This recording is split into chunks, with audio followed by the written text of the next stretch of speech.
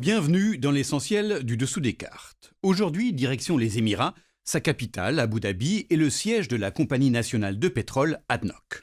Alors qu'à Jeddah, le leader saoudien, Mohammed Ben Salman, recevait hier les pays du Golfe après 2 mois de guerre régionale devenue crise mondiale, les Émirats ont lâché une bombe économico-politique. Ils quitteront l'OPEP, l'organisation des pays exportateurs de pétrole, ce 1er mai, après presque 6 décennies de participation.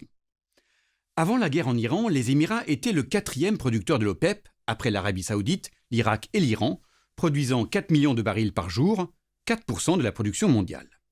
Mais l'attaque américano-israélienne a bloqué le détroit d'Ormuz et obligé les pays du Golfe à réduire brutalement leur production. Les Émirats sont inquiets pour leur modèle, basé sur le commerce, le tourisme et les compagnies aériennes, et ils se sont sentis peu défendus par leurs voisins du Golfe face aux tirs iraniens sur leurs installations pétrolières. Alors, l'OPEP survivra-t-elle à ce départ? Sortons nos cartes. Voici les 12 membres de l'OPEP, fondée en 1960, son siège est à Vienne. S'y ajoutent depuis 2016 les 11 membres de l'OPEP+, constitués autour de l'autre grand producteur, la Russie. En tout, ce cartel contrôlait jusqu'ici 40% du marché pétrolier, faisant monter et parfois descendre les prix à la pompe en réduisant ou augmentant sa production. L'OPEP est fondée en 1960 à Bagdad, à l'initiative du Shah d'Iran Pahlavi.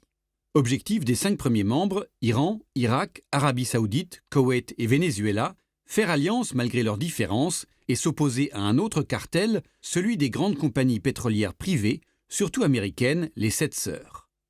1967, Abu Dhabi rejoint le cartel. Les Émirats seront créés 4 ans plus tard. 1973, suite à la guerre du Kippour, l'OPEP décide un embargo contre les pays occidentaux qui soutiennent Israël.